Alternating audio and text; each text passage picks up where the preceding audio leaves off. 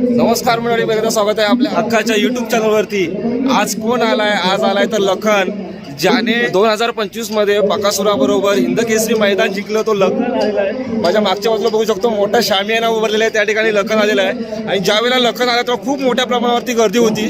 जवळजवळ मला वाटतं 2-3च्या दरम्यान लखन आलेला आहे। जे मालक आहेत त्या मालकांनाही भेट देऊया, सर्व माहिती घेणार आहोत लखनची। आणि आपण काल बघितलं होतं, काल पूर्ण चिपळूण एकदम बकासूरमय झालं होतं। बक्या डॉन चिपळूणमध्ये आला होता आणि आज लखनची हजेरी लावलेली आहे। आज दुसरा दिवस आहे वाशिष्ठी कृषी प्रदर्शनाचा। लखनला हळूहळू आपण बघितलं ना, जशी संध्याकाळ होईल तशी बघण्यासाठी गर्दी वाढत जाणार आहे।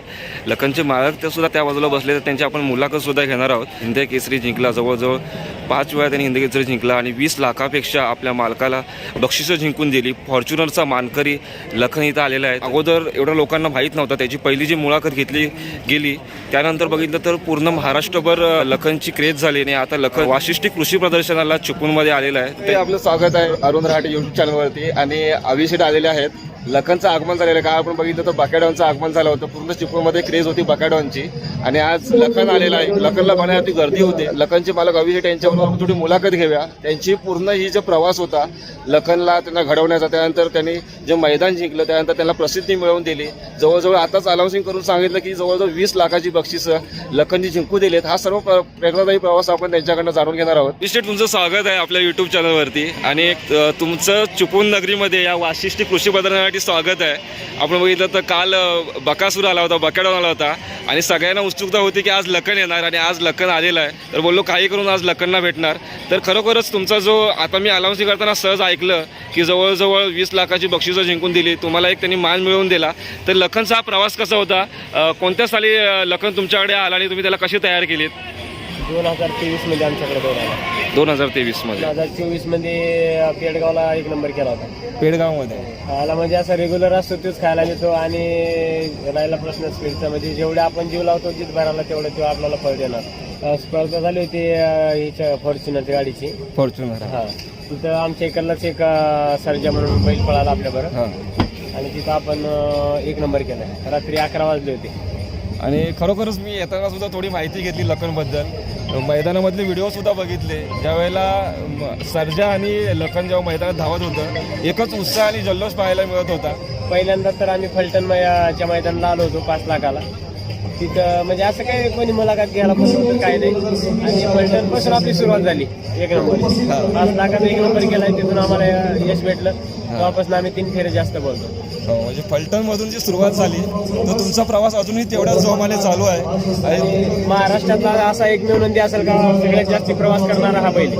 हा, म्हणजे महाराष्ट्रातला, महाराष्ट्रामध्ये म्हणजे आज समजा चुकवाल असेल, उद्या तुम्ही कुठे असेल सांगू शकत नाही। कुठे स्पर्धा असेल त्या बरेच बैल बघितले मी प्रवास करायचे, पण ह्या बैलातला प्रवास आजतागात बघितला नाही। बरोबर, आणि होणार पण नाही याच्या इथला प्रवास कोणाला। म्हणजे एवढा प्रवास करून सुद्धा तो तुम्हाला मैदान मारून देतो। आज पहिलं चिपळूणमध्ये जवळजवळ आता तुम्ही आलात कुठून डायरेक्ट इथे? आम्ही संभाजीनगर संभाजीनगरमधून आलात, म्हणजे जवळजवळ तुमचा एवढा जो प्रवास होता तो प्रवास करून आता परत तुम्ही संध्याकाळी निघणार जाणार, उद्या परवाच्या दिवशी पळायचं। बघा, आता परवाच्या दिवशी परत तुमची शर्यत आहे आणि त्या शर्यतीच्या मध्ये तो पडणार। एवढा प्रवास करून सुद्धा तुम्हाला तो मैदान मारून देतोय।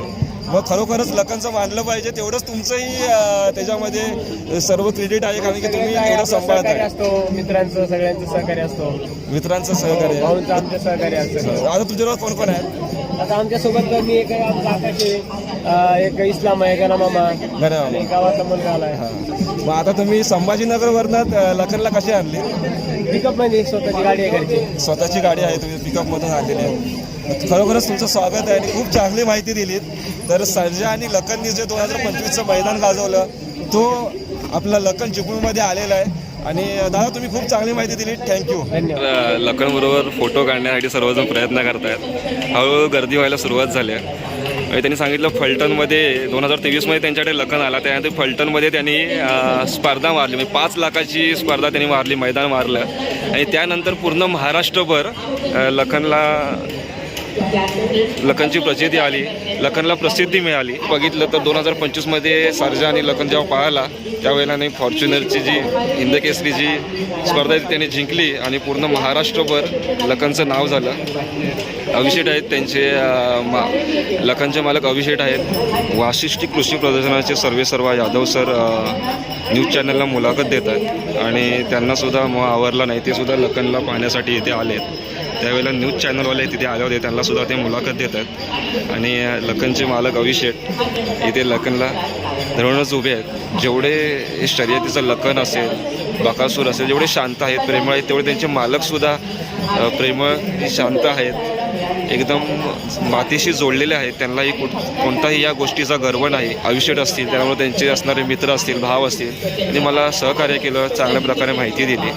तर पहिल्या दिवशी बकासूर आला होता आणि आज दुसऱ्या दिवशी लखन आलेला आहे. तर आपल्याला वेगवेगळे सेलिब्रिटी बैल आपल्याला इथे कृषी प्रदर्शनामध्ये पाहायला मिळतात, वाशिष्ठी कृषी प्रदर्शनामध्ये.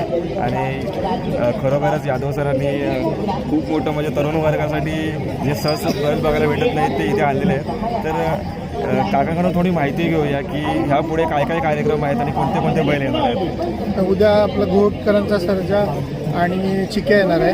सर्जा आणि चिक्या उद्या. हां, आणि परवाच्या दिवशी अभिजित भाई आणि जुना निंबाळकर सरांचा सर्जा येणार आहे. आणि 9 तारखेला आपल्या सर्वांचा लाडका राहुलभाई पाटील आडवली कल्याणकरांचा मथुर येणार आहे. मथुर येणार आहे. स्वतः राहुल पाटील सुद्धा त्या दिवशी येणार आहेत. फक्त ते थोडे इलेक्शनच्या याच्यामध्ये आहेत, तरी पण त्यांनी सांगितलं की त्यांचा प्रयत्न राहणार आहे ते येण्यासाठी. आणि आपण समोर मोठा स्टेज दिसते, तर रोज संध्याकाळी वेगवेगळे कार्यक्रम असतात. तर पुढची कार्यक्रमाची रूपरेषा थोडीशी आम्हाला समजलं बरं होईल. ते आता रोज संध्याकाळी सांस्कृतिक कार्यक्रम असतात. 8 तारखेला पण अवधूत गुप्तेंचा गाण्याचा संगीताचा कार्यक्रम आहे. आणि दिवसभर बघितलं तर आज म्हणजे सदृढ पशूंची स्पर्धा होती, कॅट शो असतो. म्हणजे प्रत्येक दिवशीचं नियोजन वेगवेगळं आहे. स्पर्धा बैलगाड्या आहे, बैलांच्या बैलगाड्यावर प्रेम करा, बैलांवर प्रेम करा. धन्यवाद साहेब.